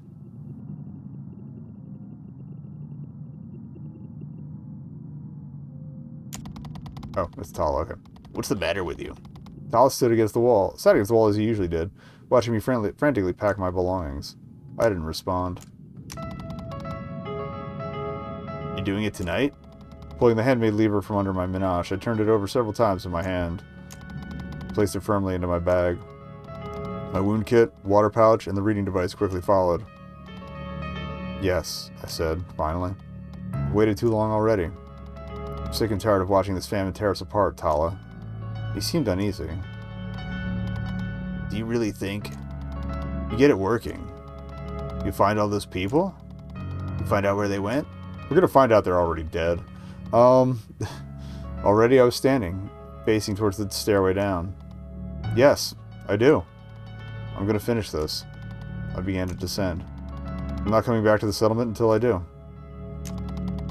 Next time you see me, I need your help to explain it to the Yashan, to everyone. I didn't bother waiting for a reply. And so, I began my long descent downwards to the well, knowing that it had to be my last. I feel like I thought I heard the dev was going to be doing 2 more chapters of this, though, so... I sincerely doubt it's actually going to be our last. Okay. Picking up where we got dropped off. Is this the elevator, I guess? I probably should have saved. Oh, whatever. At last, the elevator came into sight. My heart was pounding. I produced the lever and held it in my shaking hands. This doesn't work. I shook my head, pushing the thought aside. I approached the raised panel just outside the small elevator chamber. However, something caught my eye. The elevator door was closed. That's odd. I recalled leaving it open. What does it matter? I have far more important things to worry about. Check your corners, Aram. Jesus Christ. Somebody's gonna get jumped. Studying the sketch I'd made of the other elevator, I carefully inserted the lever into its slot within the panel. There were bits of rusted metal that fell out as I did so, but to my elation and relief, it fit. I held my breath and slowly pulled the lever towards myself. There was a sharp metallic sound, followed by a low humming. Suddenly, small lights embedded within the panel flickered to life. It's working. I yelled out in celebration, clutching my fist. Now, if I could just figure out how to operate this... I stepped eagerly towards the elevator door and pulled it open. Surprise, motherfucker. Door swung wide. And there was a person... Oh! That's not what I was expecting. There was a person standing inside. No. Not a person. It's an ancestor. It was crouched down to fit within the small elevator chamber, but it still towered over my head. Its face... It was so... I shivered. Oh, goodness, it spoke. Its voice was eerily pleasant. What a relief. I can't believe I finally caught up to you, little one. I was so afraid I'd lose track of you. Immediately, I leapt backwards, unsheathing my weapon. I won't fall for it again. I held out my weapon threateningly. What do you want with me, ancestor? I yelled defiantly. How did you... Know that I would come here. The ancestor wrapped his long fingers around the doorway and pulled its lithe body through. I stepped back further away to compensate. There's no need to be afraid, little one, it said, tenderly. I am a custodian of humans. It made a sweeping gesture with its hand. Caring for the children of this stratum is my responsibility, of course. As for how? That was quite a stroke of luck indeed. When you passed through the terminal of Stratum 1345, I was alerted through the old network of a gene infraction. I couldn't believe my good fortune. A child with under 3% purity left within the strata? I don't have time for this. I'm not a child, I said angrily. I opened my mouth to say more and then stopped. Something occurred to me then. It's been looking for me. The night I returned after the attack. All the other terminals. Something killed them. Did you do that, ancestor? The custodian turned its head to the side curiously. Oh no, it said. I was surprised to see them deactivate as well.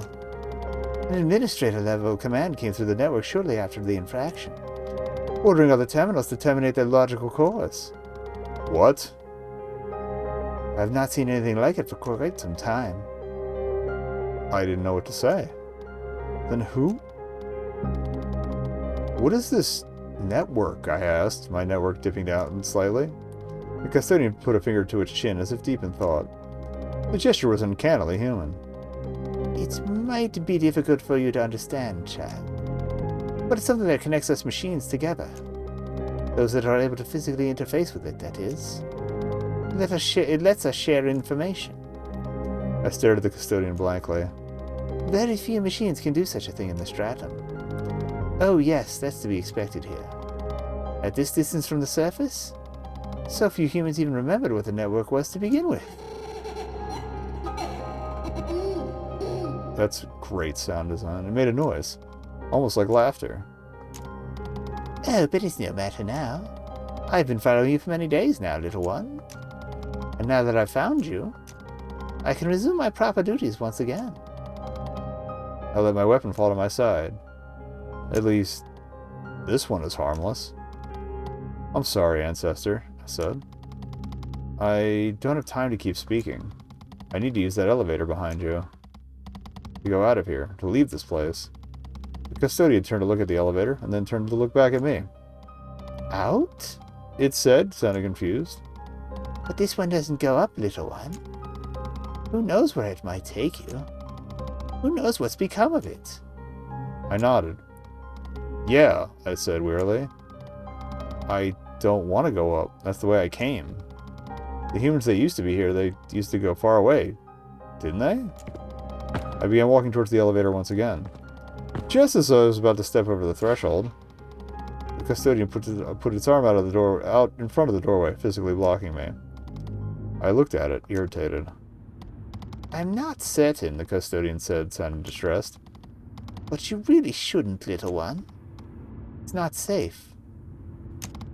This ancestor is strange. I tried ducking under its arm, but it quickly moved to intercept me. I stumbled back, now angry. What are you... I began. Stop that. Leave me alone, okay? I'll be perfectly fine. The custodian didn't budge. Oh, please, it pleaded. It's only a matter of your safety, child. So few of the machines left are like myself. So many of them will be hostile to your kind. You'll be much safer if you stay with me. I stepped back. Clearly, this isn't working. I'll make an excuse to leave and return in a few hours. By then, perhaps it'll have gone. I turned and headed for the door. Very well, I said, trying to sound as disinterested as possible. I hear you. I'll find another way. Just as I was within a few feet of the exit, there was a loud sound of metal scraping against stone. And in a blurred motion, suddenly the custodian was standing in front of me once again, blocking the exit door with its body. I felt my heart race. You were going to run away from me, weren't you? It said, tenderly. Don't be afraid, little one. I'm here to keep you safe. God above. I like how this is kind of mirroring both, like, the shitty parent vibes from, Prava's mother and Prava's, overprotectiveness of,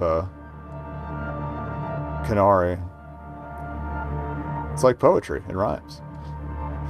I lifted my weapon once more, pointing it at the custodian. Enough of this, I said severely. If you won't let me use the elevator, I'll kill you, Ancestor. I won't hesitate. The custodian made a strange, low noise, and then began extending its arms towards me. I raced backwards to avoid its grasp. Oh, please, it said, its voice raising in volume. Please. Please don't leave me. Please don't leave me alone. It made another attempt to grab me with its long arms, then I dodged again. It began making strange, grating metallic noises, almost like the wailing and sobbing of a child. I failed my duties, it cried. It's also, yeah, there's another echo. Everyone's left the strata behind. I've no one to care for. I need you. I backed up until I couldn't anymore, back pressed against the elevator. The custodian crept closer and closer, and I was seconds from being within range of its arms again. If it grabs me, I'm dead. I need you, child. Don't leave me. Don't leave. I grimaced, knowing already what I had to do. I have no other choice. Once again, I have no choice but to fight.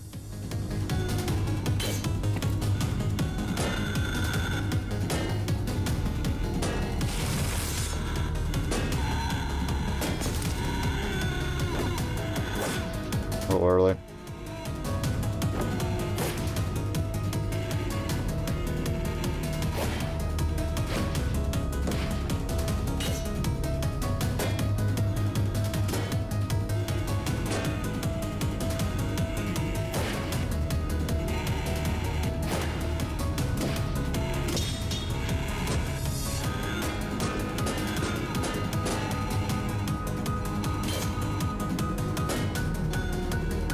My wound kit is full, so we should be good. I have like 6 moves on that, so.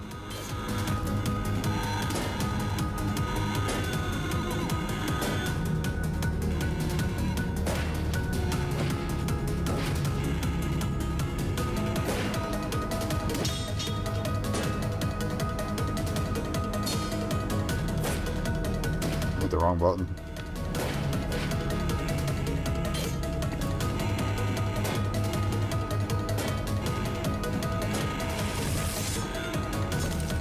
Fuck.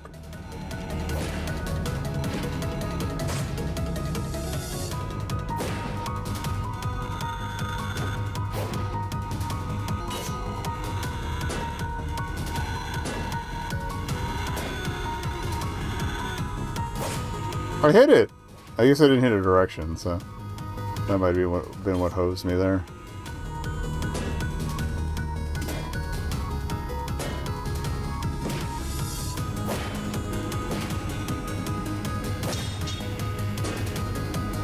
Alright.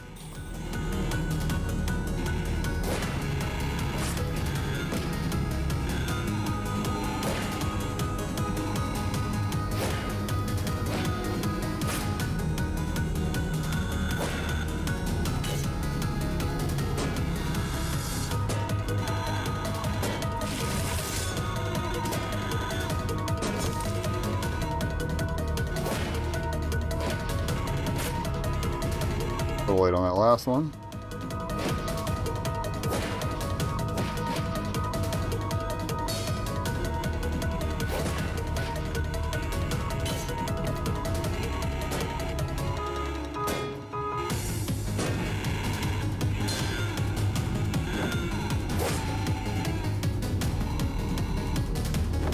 There we go. Line the timing up better.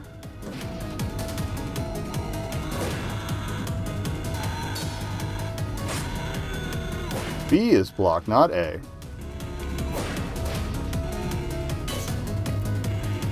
One. Woohoo! 3.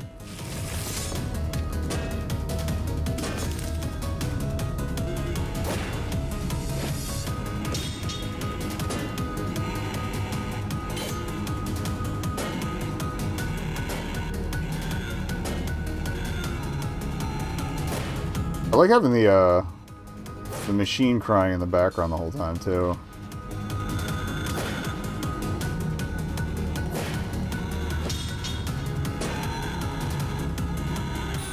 Go ahead and heal. That seemed expeditious.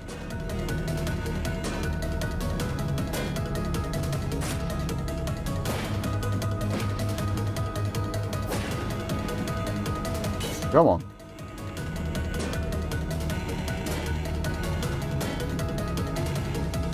Way early.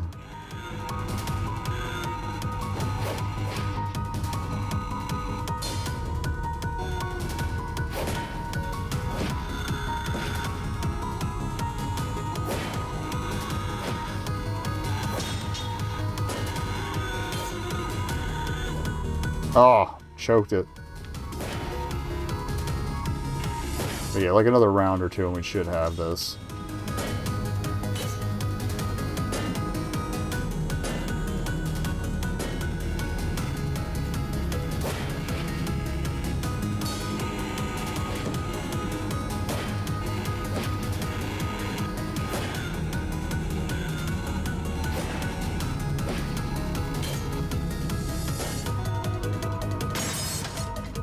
Got his ass. Alright. I drew long, labored breaths, standing in the remains of the custodian. What a waste. A waste of my damn time. My body screamed at me to rest, but I was unable to shake the image of Canary from my mind. The miserable, twisted expression he wore. Prava wasting away on the street.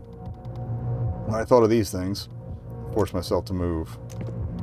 I turned and stumbled to the elevator. The lights of the interior panel were lit like the ones outside. And I stared at it blankly. Blanky. Unsure of what to do. I began poking and prodding the surface desperately, hoping I might accidentally find what I needed. Come on. Please. This can't have been a waste. I have nothing yet. Nothing. At last, I heard a resonant metallic noise. And the floor shook beneath me. The door slid closed by itself. And after a moment, as I stood in silence, heart pounding, it began to move.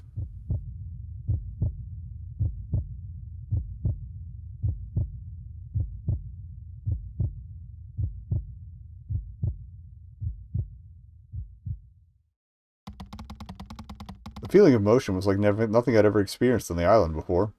It was constant, as if I were slowly falling. Minutes passed, and I finally decided to sit, unsure of how long it might take. It was quiet and still. Other than the gentle hum of the elevator as it moved, there was no sound at all beyond my breath.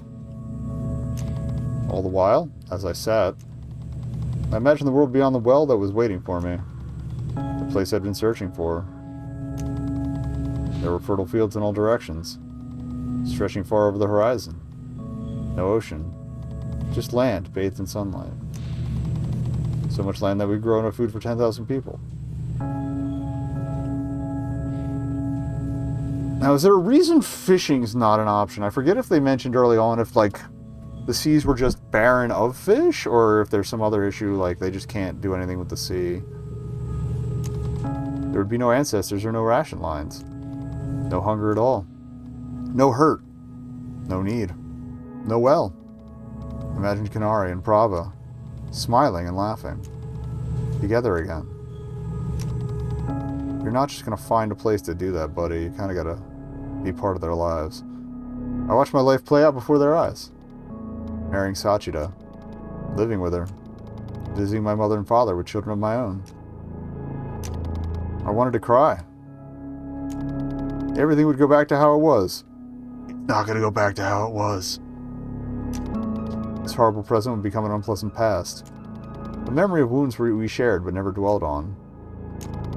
So desperately, I wanted that world. I wanted to give it to everyone. I needed to see it. See, the question is it going to come with a down ending in the end, or like a complete down ending? Like they're fucked? Or are we going to get like kind of a bittersweet thing? Like it's not what he expected, but we learned the living through the famine is the friends we made along the way, or something. That's what I'm starting to wonder. Because I don't think what he imagines is what he's going to find. No way. There's no way. Maybe hydroponics based to make it easier, but it's not going to be what he's envisioning. He doesn't have the context for any of this down here anyway, so... At last, with a low, echoing metallic reverberation, the elevator slowly came to a stop. And they still haven't explained why Prava knows what it's like down there. I stood. My heart was beating out of my chest. My journey. All this pain I've endured. It's finally over. I don't think it's over. The door slid open, slowly. And I stepped out, ready to feel the sun on my face. Knives. Let's go. Knife hands. Saw how much experience we got. I stood on a small platform. And stretched before me was a great settlement. Greater than one I knew by 1,000 times. In all directions. I could see nothing but buildings, spires, bridges, doors, and windows. We're ending up in like Lorne's lore. This crossover episode. Densely knit and lying bathed in darkness for miles. There was no light. No sun. Only dark. I fell to my knees, clutching my head in my hands. The sight of it was like a punch to the stomach. Gone instantly were my childish daydreams of sun and sky. Placed with the overwhelming oppression of empty space, silence, and darkness. I laughed. I laughed out loud, and it echoed all around me. The well. Never ends, does it?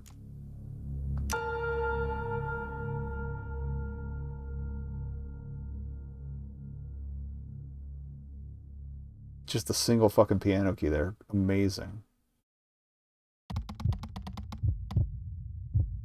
We're like right on top of an ad. I hate to break the momentum, but I'd rather keep it clean for the VOD, so we'll be right back. I'm realizing we also have a ways to go because we haven't learned any other forms of combat archimancy yet, so... Anyway, let's get back to it. Okay, I stepped out of the elevator and saw the remains of the custodian lying sprawled about on the floor where I'd left it. The sight of it filled me with an aching rage that made my head hurt. I clenched my fist. Oh, he went back up. Okay. Clenched my fist and gripped my teeth. Seeing its broken torso lying on the ground to my right, I kicked it as hard as I possibly could, shouting in miserable anger. It wasn't enough. I threw off my weapon and shield, which clattered loudly to the floor. I tore my bag from my shoulders, throwing that too, spilling its contents about. And I screamed. When I had finished, I sat quietly on the floor, surrounded by the mess I'd made. So much effort. So much pain. I tried. So hard. Got so far. But in the end... I thought the God was guiding me. And now look. Look what I have to show for all this. All this time I spent underground. Chasing a ridiculous dream. I could feel tears streaking down my face. Papa was right. I'd been ignoring them. My friends. Ignoring their suffering while I play hero down here in the dark. I mean, if this is his call to get his shit together, then... It sucks it took this much, but... I see now. There's nothing here. There never was. It's time. Time for me to give this up. I don't think he's going to give it up. I walked slowly through the lantern-lit streets. The others had gone ahead. And to Tala, I hadn't said a single word. Night air was cold and quiet. As I walked, I watched my surroundings as they passed by.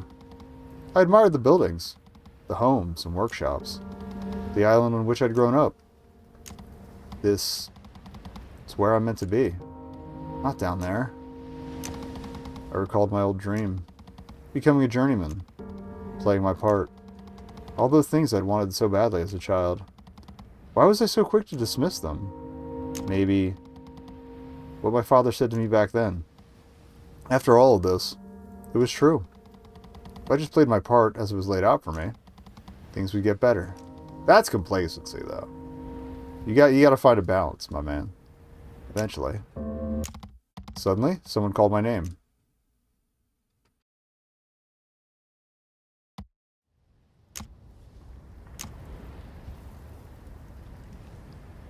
Well, there's 3 people it could probably be. I looked up and saw a figure standing in the street ahead of me.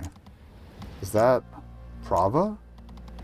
She stood, Minash pulled tightly around herself. Prava? I called out in return, surprised to see her up and about. I took a few steps forward. As I came close, I got a better look at her face. Just as before. She looked terrible. Her eyes shifted about nervously. Her hair was unkempt and her complexion was pale. She called out again. Her voice was cold. But it was more coherent than it had been in days. I need to ask you something. I want you to be honest. Do you consider us friends? I looked at her, puzzled. Yes, I said emphatically. Yes, of course. Prava lowered her eyes, seemingly lost in thought. Yes, she said slowly. I already knew that's what you would say. I believe you, Aram. I believe that you think it's true. But I've realized something recently. I've been lying to myself for a long time. Denying the obvious. What? I never saw it that way. The years we spent together. I know that I only stuck around for him. For Kanari. Not for you. Not for Sachida. Only him and no one else. I began walking towards her, shaking my head. No. No, Prava, I said, raising my voice.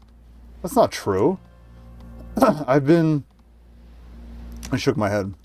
I've been a terrible friend. I've been so distracted.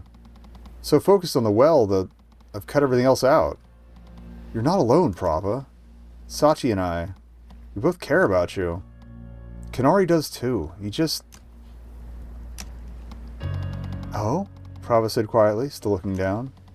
I came within arm's reach, stopping. I'm going to help you through this, Prava, I said, sincerely. I'll help you fix things with him. I promise. Anything I can do. Because I'm done with the well. I'm not going back down. Never again. I reached out and put a hand on her shoulder. Prava seemed to go still at my touch. Then, she said after a long moment, I want you to do something for me, Aram. One more request. She gestured for me to come closer. I leaned in to listen, and her arm darted out from underneath her menage. Immediately, the upper right side of my body erupted into pain. I cried out, stumbling backward. Prava fell forward with me. Tearing my eyes down to look, I saw a sight that made my blood run cold. There was a large piece of ceramic piercing my ribs, sharpened such that it acted as a makeshift knife. Still, Prava held tightly onto the other end, blood seeping from the wound and onto her shaking hands. I stared at her, the shock rendering me completely, utterly speechless. And on the girl's filthy, pale face was a look of utter and complete desperation. You have to die, Aram, she cried. My instincts kicked in, and I shoved her violently with both my hands, unsure what else to do. She fell backward on the ground, grunting in pain. Her tight grip on the improvised blade pulled it painfully from my side. Clutching the bleeding wound, I reeled backwards, gasping for air. Oh, God. The puncture was mere inches below where my stitches had been. Realizing that, the desperate thought in my mind that somehow this was an accident, a misunderstanding somehow. It was gone, replaced with abject dread. She'd known exactly where she was stabbing. This was planned. But Prava, I cried out, terrified. What are you... Already she was on her feet again, running towards me. There was a sickening rush of air as she swung the makeshift knife wildly. I dodged backwards, still clutching my bleeding side. Each step sent waves of splitting pain over my body. Please, stop, I shouted in desperation. Why are you doing this? I backstepped to avoid another swipe, this time aimed at my throat. All the while, Prava's miserable expression remained unchanged. There's nothing else I can do, she cried out. You took him away from me! Her swings were erratic and jagged. Of all the times to get a cough. The pain was making me lightheaded. Still, her screams continued. Someone's got to hear this, right? It told me, Aram. It told me if you were dead, it would fix everything. It? I knew I was losing blood rapidly. I can't keep avoiding her. She intends to... I've been pushing it out of my head. But the reality, the sickening reality, I could ignore it no longer. She's going to kill me. I need to defend myself. With my free hand, I gripped my weapon, but immediately I let it go. No. Absolutely not. I dropped to the street, clattering loudly. I can't kill her. No matter what. Already my blood stained the bricks. Prava walked towards me slowly, panting, with her weapon in hand. With nothing else to do, I raised my fists. Please, I moaned. Please. Stop this. But already my words meant nothing, dissipating into the night air. Okay, I guess we gotta knock her ass out. I like the shakiness.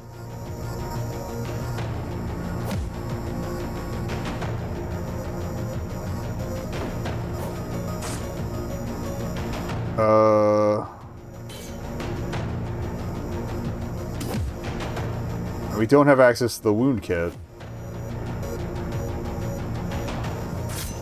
Oof. Thought I had that. Oh. I did have that. It just... Okay. I was taking stamina more than blood. Okay. Oops.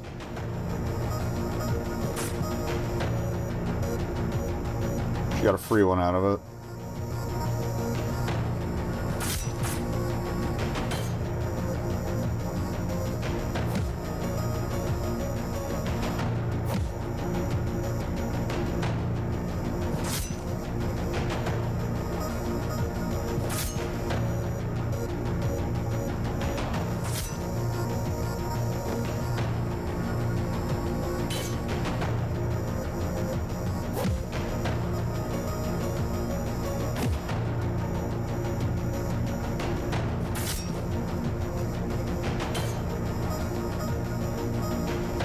Gonna be a close one.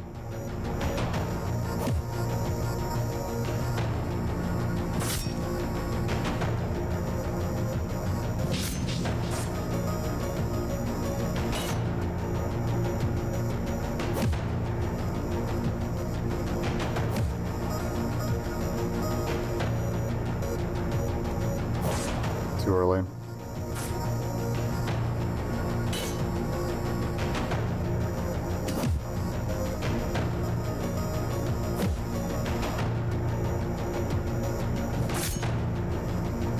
I feel like we're probably going to lose this.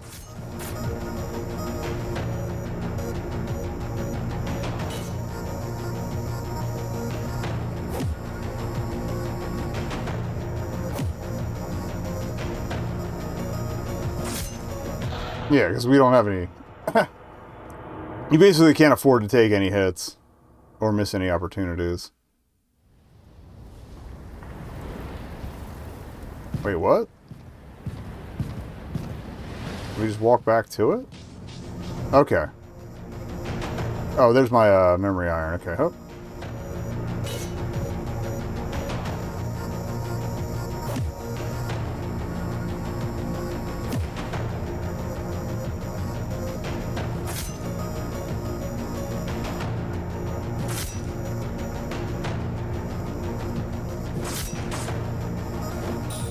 Okay.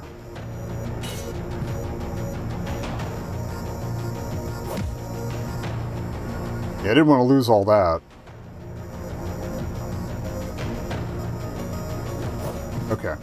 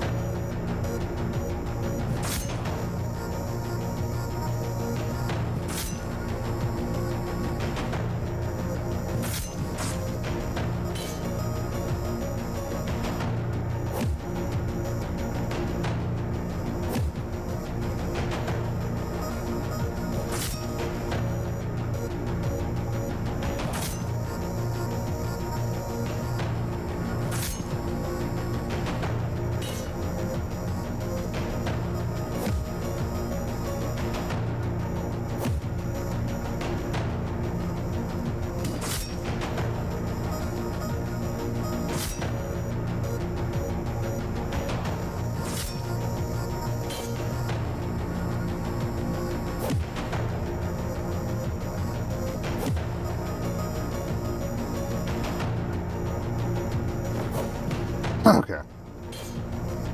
Took a lot of stamina though, so the next round's probably going to be a block.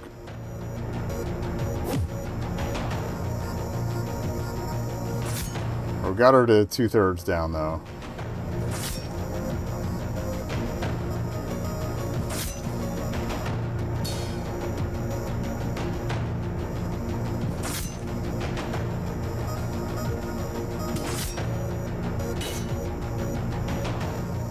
Some good recovery out of that, so.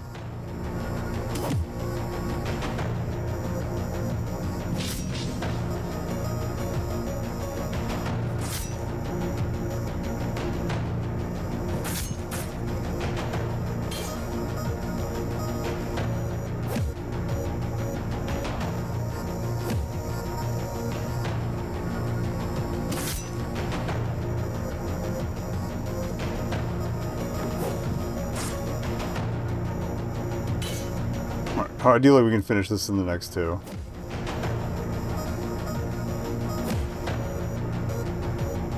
Maybe 3. That was early.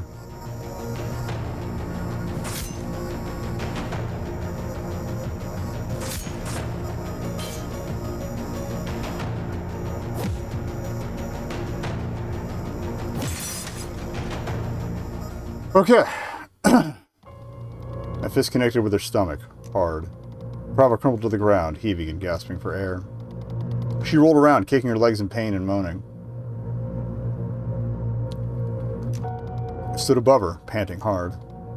My knuckles stung, raw and split. Both of our clothes were stained crimson red from the blood, with the blood from my wound. My hands were shaking. How much more of this does she intend to take? At last, Prava went quiet. She came unsteadily to her knees and looked up at me.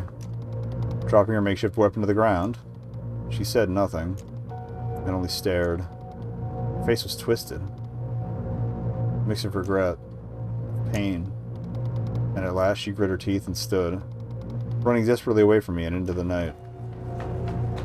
Well, that went well.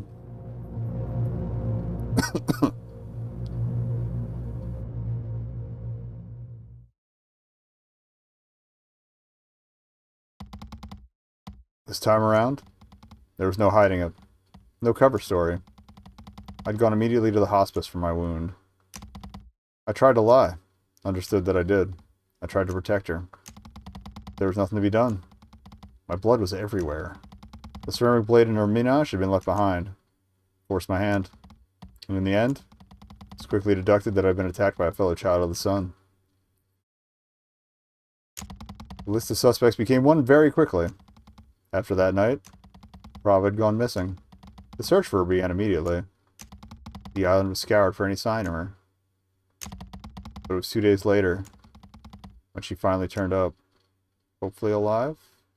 Hopefully alive? A wound bearer came to my room in the hospice. News was delivered simply. So coldly and quickly. I wasn't sure if it was a joke. They found Prava after all. On the beach at the island's far end. How is she? I'd asked. She was hurt the last time I saw her. She hadn't eaten in days and... Uh-oh. No, Aram, he'd said, cutting me off. He shook his head. They found her body. Fuck! She's dead, Aram. They're gathering at the beach to collect her for the cremation. If you can walk, you should go while you can.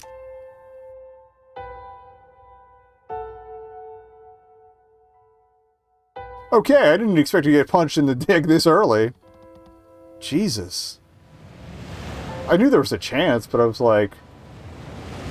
I was hoping someone could set these dinguses straight. And now Kanari's gonna get fucking depressed thinking it's his fucking fault.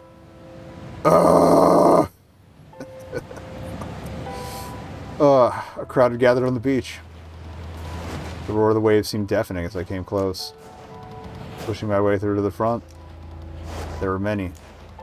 But all of them I knew or recognized, of course. I saw my father, his face grim. My mother and Sashita stood somewhere nearby. I could hear them sobbing quietly against the sound of the sea. Just past the crowd, lying in the sand, was her body. It was turned away from us, being examined by a small group of hospice workers. My father came forward from the edge of the crowd. He knelt to look at her more closely. After a long moment, he turned to the crowd and shook his head slowly. It was strange. All that occupied my mind as I tried not to look at her, lying unmoving in the sand, was the fact that she hadn't yet arrived. Or he hadn't yet arrived. I'm sorry. Kanari was nowhere to be seen. The thought of his reaction kept my eyes glued to the skyline. Out of the corner of my eye, I saw my father take something from her body. It was... a notebook. Something seemed to catch his attention, and he flipped it open. My father stared at what was written inside. His face went pale.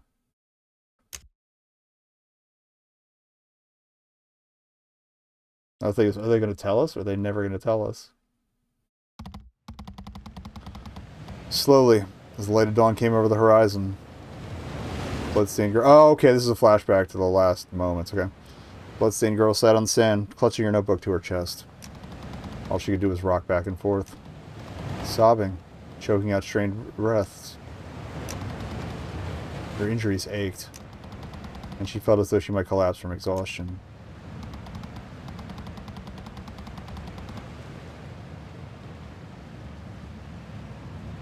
What now? She whispered. The question was aimed as much at herself as the waves crashing ahead.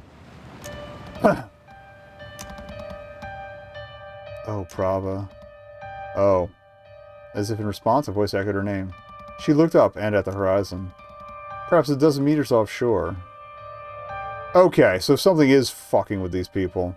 It stood, floating, suspended inches above the water. Its long, metallic black limbs were completely still. As it glided silently across the surface of the shoreline, like it were walking on water, it spoke, but of course, its mouth hadn't moved at all. My. There was something strange about its voice. Somehow, it was different than the last time. So this is how she knows about the well. But I don't know how she'd seen it. It sounded tender, soft, yet all the same firm and stern. Much like a scolding parent. Look at you, dear. You've made quite a mess of things, haven't you? The girl looked at the tall metallic figure with swollen eyes. I did, she choked out. Everything you told me. Everything. And She put her head in her hands. it made it worse. You said it would fix everything. The girl continued to sob, unable to hold it back. Oh, God above. When Canary finds out what I've done, he'll never look at me again. It's your fault. A lithe metallic hand with long, slender fingers extended forward, gently cupping the girl's chin. Oh, Prava, It said softly. how quickly you forget. Haven't I given you everything you've ever needed? Told you things you shouldn't know. Recall that it was I who suggested you walk to the shed that night, and deliver that boy to you as a tool. All that I've ever done, I've done so that you would have what you needed to help yourself. This, my dear, is the result of your mistakes only. The girl, wiping her eyes, looked up at the towering figure floating before her. Do you think, She began weakly. he'll ever take me back? Back into his life? The hand pulled away, and the figure shook its head slowly. No, my dear, it said. Your time with him is over. Don't you know what he's been telling others about you? What he said in private to Sachida, to Aram? The girl shook her head angrily. No, she cried. I don't want to hear it. I don't want to hear any more of your rumors. The figure let out what sounded like a long sigh. You can't run from this, dear. It said wistfully. You've become a burden to him, don't you see? He doesn't want you around anymore. The girl looked away, shaking her head. But she knew. She'd known that it was true. Yes, indeed. That boy. His future was so bright, don't you recall? Training to become a wound bearer. Such an important obligation. Think of the life he might have had. And think of the life he has now, dear. He's stuck. He's not fully alive. The figure made a sweeping gesture with its long arm. And you, Prava. You are the physical embodiment of his loss. Every day when he looks at you, he thinks about that life he could have had. The girl was silent, arms wrapped even ever tighter around her notebook. He won't ever be happy unless you're gone. The girl looked up. Gone? She whispered. What do you... The figure interrupted her. You know. You know, Prava. The girl's hand went to her arm instinctively, tracing the many scars, welts, and bruises with her finger. You've always known how to do it. How to atone for your mistakes. My question is, how does this thing know all this, like her past and stuff? Unless she told him, or maybe it read the notebook. The girl stared ahead into the waves. She was sure of it now. The voice it was using sounded just like her mother's voice. You know what you have to do to make him happy. Isn't that what you want? You can't smile. Not while you are still in his life. The girl closed her eyes. She could almost see it. Those days she spent watching him running alongside Aram in the courtyard. His outstretched hand. And his smile. That boy, so full of hope for a future he would never have. Indigo light burst forth from the girl's hand. Suddenly, she was holding a sharp piece of ceramic. She held it for a long moment, and at last she understood. This beach. That classroom where the longing girl sat. That rooftop where the boy had disappeared. That home in the rain, devoid of light. Yes. This beach, like so many other places, the girl knew she would never walk away from.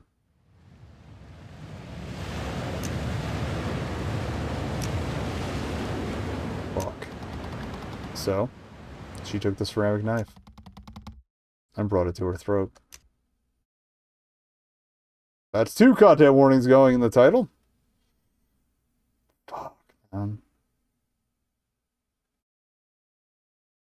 Also, the whole time that the health bar hasn't recovered yet, so we have to stare like where the status it was at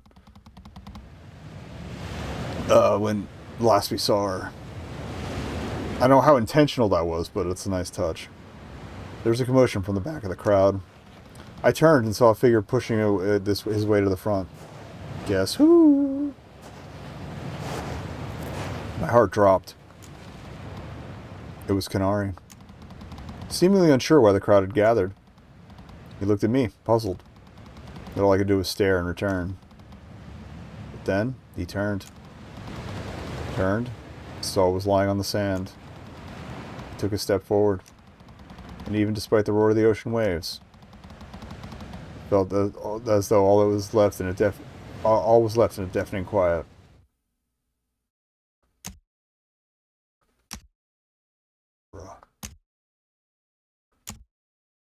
Fuck the eyes, dude. Canary's voice, too, was lost to the sea. But I saw his mouth opened and closed. One word.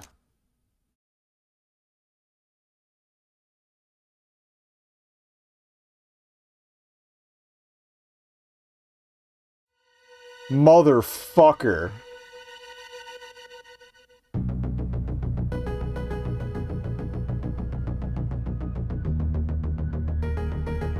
Y'all can't be punting my ass out on that. Okay, also, if they're marking the chapters with the time of day icons, we've only seen one other icon, and that was the one for night, which is always the one that's active when we're down in the thing, so unless there's a dawn one that they just haven't used yet.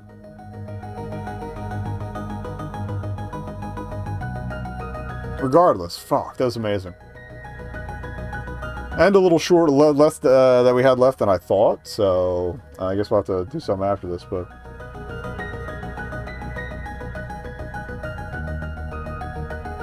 Credits first. Oh. I haven't watched any of the trailers yet. Usually, like, I tend to avoid trailers anyway, unless it's, like, part of a showcase or something. Or I'm unsure, but like this one sucked me in from first play, so.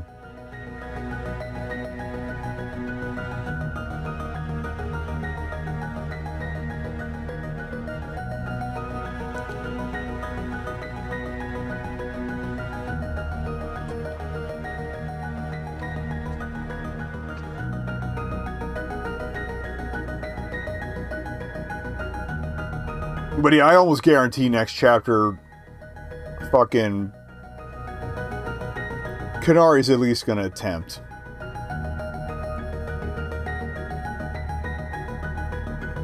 Hopefully they stop him, but I feel like he's not gonna want to live at least for a couple of weeks. We're not gonna know till whenever the next chapter drops, so. And again, it was someone commented on YouTube, I think, that said Rage for Dragon was looking to do 4 chapters, so I could be wrong. It might be just 3, but you'd think there'd have to be some sort of light at the end of the tunnel, even if it's a bummer of a light, like, you know, an aftermath, an epilogue, something, but hell yeah.